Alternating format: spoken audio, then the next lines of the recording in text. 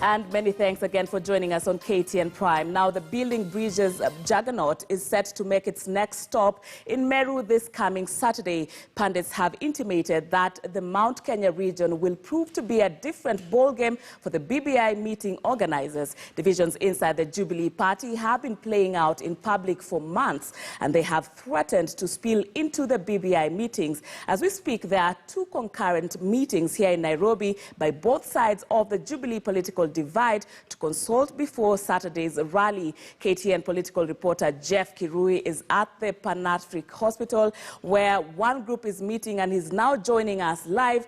And a very good evening to you, Jeff. Which group is meeting in Pan-African this evening, and what is the agenda? Well, a very good evening, Sharon. Indeed, there is a meeting happening right now. It began about 5 minutes ago. And according to the organizers, which is the Kikuyu Member of Parliament, Kimani Ichung'wah, as well as his Gatundu South counterpart, Moses Kuria, and a host of leaders actually say that this is a meeting to hold a consultative meeting on taking a position regarding the Building Bridges Initiative rally, which is expected to take place on Saturday in Meru County. Remember, this is a group, majority of members here who are here are actually those allied to the Deputy President William Ruto. From the number that I have actually counted here, there are about, or rather more than 20 members of Parliament who are gathered here, and they say they are going to take a position on that issue of BBI. And of course, there is another meeting being held by the governors, the bloc, a central region economic bloc, and the Mount Kenya Leadership Forum. But this one is the Mount Kenya Parliamentary Group meeting, and they're saying they're taking a stand on the Building Bridges Initiative in the Mount Kenya region. And it appears the Building Bridges Initiative is actually creating more divisions within the ruling coalition, that is the ruling party, Jubilee Party, as per what is happening and being witnessed currently. As stands that it appears the side of the Deputy President has actually, or rather wants to take a stance, and we are yet to know whether there is going to be two different memoranda from the Mount Kenya region. Remember, the other meeting happening at Safari Park is led by the governors, senators, as well as members of Parliament and the general leadership of the region. But this particular meeting is specifically for the members of Parliament, that is the senators, women reps, and members of the National Assembly. We will be waiting to hear what exactly their resolution will be regarding this Building Bridges meeting. Remember, the last meeting in Narok and the meeting in Narok and the one in Garissa, they boycotted those meetings based on what they term as it's becoming more divisive as opposed to what the initial purpose was intended, that is to bridge the political divide between those in the ruling and as well as those in the opposition. Sharon. Thanks, Jeff Kirui there, just bringing us up to speed regarding that meeting that is currently ongoing at Pan-African Hotel in preparation for the BBI meeting this Saturday. And at the same time, yet another group is holding a meeting at Safari Park Hotel, still in preparation for Saturday's Meru meeting. And let's bring in KTN's political reporter Murimi Mwangi, who is joining us by way of phone. Good evening, Murimi Mwangi, and who is meeting where you are? And they're brought from everywhere in the Mount Kenya. Good evening, Murimi. If you can hear me, just tell us who's meeting at Safari Park and what the agenda is, as we know.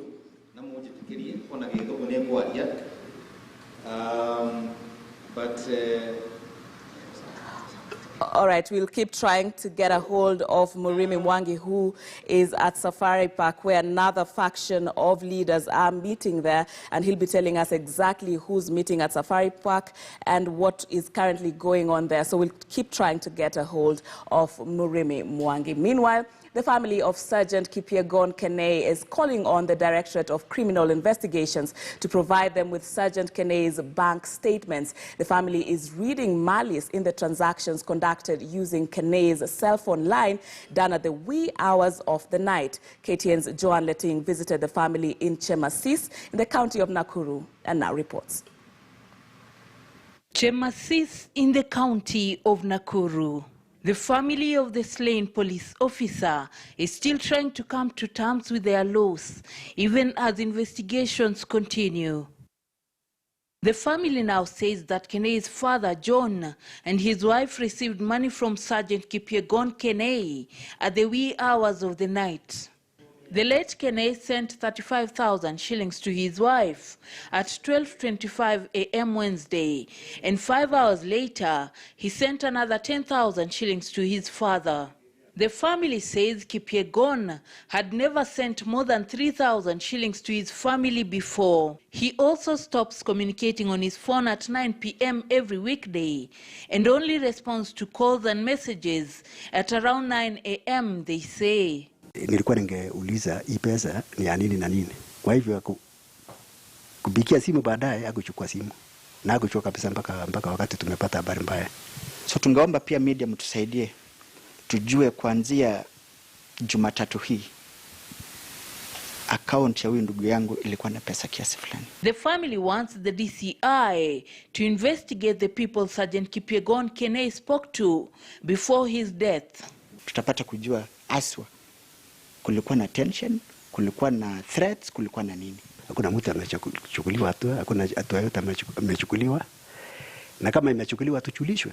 They are also lamenting that they have been kept in the dark over the investigations and the postmortem plans for their son. Tutapata communication ambayo ni direct kama wazazi, kama wandugu, ama majirani, tutapata chochote ambayo ni sawa. Sergeant Kene went missing Wednesday last week when he was supposed to accompany his colleagues to the DCI to record a statement in the 39.5 billion shillings fake arms probe involving former Sports Cabinet Secretary Rashid Echesa. Joanne Liting, KTN News at Chemasis Village, Rongai, in Nakuru County.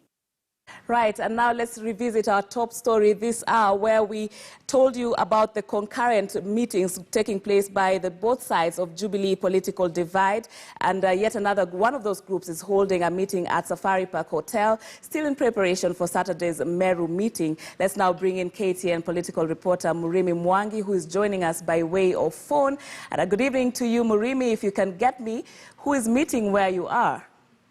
Good evening, Sharon. This is a high-level deliberative meeting bringing together opinion leaders, senators, governors, captains of industry, as well as senior members of President Uhuru Kenyatta's cabinet from the Mount Kenya region. I have spotted Transport CS James Macharia, accompanied by, among other members of the cabinet, Joe Musheru, as well as a number of PSs, but most importantly here, listening in from the earlier speeches, what they say is that they want to adopt a common position, not just on the political aspects of the BBI, but also in respect to economic matters, this being a region that in terms of the GDP produced from the Mount Kenya region has been an issue of contestation even from legislators from the Mount Kenya region, and they want this, together with the issues of the population as well as resource allocation, featured prominently in the BBI report. And whatever common position that they will be adopting here is what they will be presenting before the delegates in Meru on Friday, when that meeting preceding the rally is to be held. And then, of course, on Saturday, this memorandum is what they will be reading to the people who will be attending that rally in Meru. It is interesting because there has been contestation about which memorandum will be finally adopted by the BBI steering committee, given that there's also a separate meeting happening predominantly from persons presumed to be aligned to the Tanga outfit, and therefore this is an issue that we expect to also feature perhaps by the time the memorandum is drafted from here. How the two will be married remains a question of serious political contestation and debate that is expected to set phase for the meeting in Meru on Saturday, Sharon. Right. Many thanks, Murimi Mwangi there, just letting us know of the people who are meeting at Safari Park, remembering that at the same time there is another faction that is meeting at Pan-Afric Hotel, mostly drawn from the Tanga faction of the Jubilee Party. And both Murimi Mwangi and Jeff Kirui will be giving us more details as of what has been, discussed in those meetings as they prepare for the different memorandums ahead ahead of the Saturday meeting in Meru. Now, Deputy President William Ruto's political allies, drawn from the North Rift, have today hit out at Narok Senator Ledama Olekina over his recent utterances during the Building Bridges Initiative rally in Narok. Olekina's remarks that non-Masaai people should keep off Ma politics have enraged the said leaders. At the same time, rival Mount Kenya groupings Tanga and Kieleweke are holding separate concurrent meetings in the capital to plan for the weekend's BBI meeting. KTN political reporter Murimi Mwangi reports on the BBI's hour of reckoning and vows to stop reggae. Lakini siasa muache.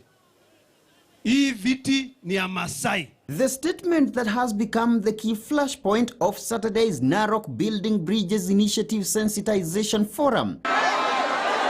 A classic irony seemingly replicated the following day in Garissa, where a similar BBI forum abruptly ended after rival groups clashed. BBI was in Kishu. And now, politicians allied to Deputy President William Ruto, who have been vicious critics of the initiative birthed by the surprise March 2018 cooperation deal between President Uhuru Kenyatta and ODM leader Raila Odinga, have read the Riot Act. If that is the BBI that they want to bring to Uasin Gishu County, the BBI Raila version of whipping up tribal emotions, of selling others, that we should evict others and people should go back home, then we are going to tell them, stay in your homes, because Uasin Gishu has its honors. Tukio viongozi wa hapa Eldoret, kama kuna BBI italetwa hapa, sisi wenyewe ndio tutapanga hiyo BBI. Vile mwana tumekaa hapa na gavana wetu na watu wetu na tuseme na tupresent.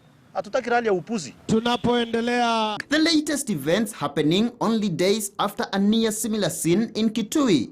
Hakuna atolewe. Where host Governor Charity Ngilu attempted to eject controversial Gatundu South legislator Moses Kuria from a BBI sensitization forum.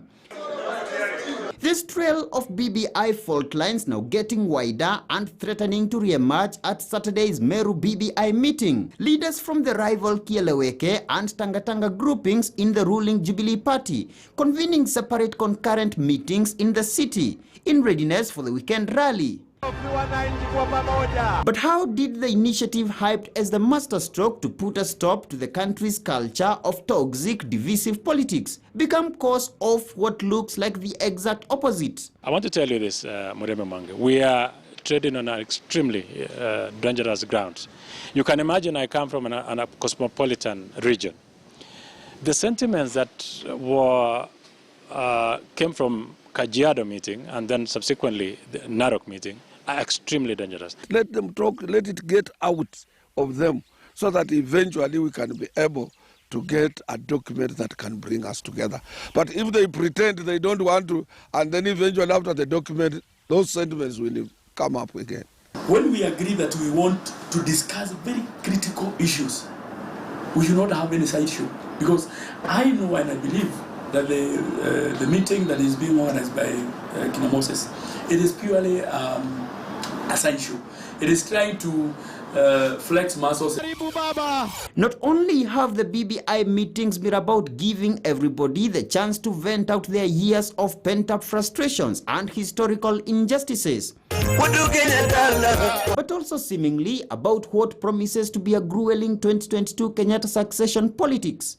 The Odinga camp had rolled out the forums to ostensibly build up momentum around the BBI report to possibly culminate in a referendum by June this year. A move that saw Ruto's allies recently announce plans to also hold parallel BBI meetings and to join the Odinga-convened forums after several weeks criticizing the initiative. Despite attending the Mombasa meeting, Baba wetu Raila Odinga, where Ruto's right-hand man and Senate Majority Leader Kipchumba Murkomen also addressed the gathering, the Odinga camp accused Ruto's allies of scheming to frustrate the initiative, Atolewe, culminating in the subsequent attempted ejection of Kuria, another Ruto ally, from the Kitui meeting. Key Ruto allies who skipped the Narok and Garissa meetings now claiming they have been vindicated. Nobody can stop reggae. And with the BBI juggernaut now heading towards the mountain, the hotbed of vicious Jubilee scramble politics between Kieleweke and Tanga, Kenya, the spotlight turns firmly to President Kenyatta, as questions linger on whether he will contain the rivalry, as both groups now draft separate memoranda for the meeting. Muremi Mwangi, KTN News. And away from the BBI intrigues, there's a story of huge concern that is a looming crisis regarding blood transfusion in Kenyan hospitals. We'll tell you why when we come.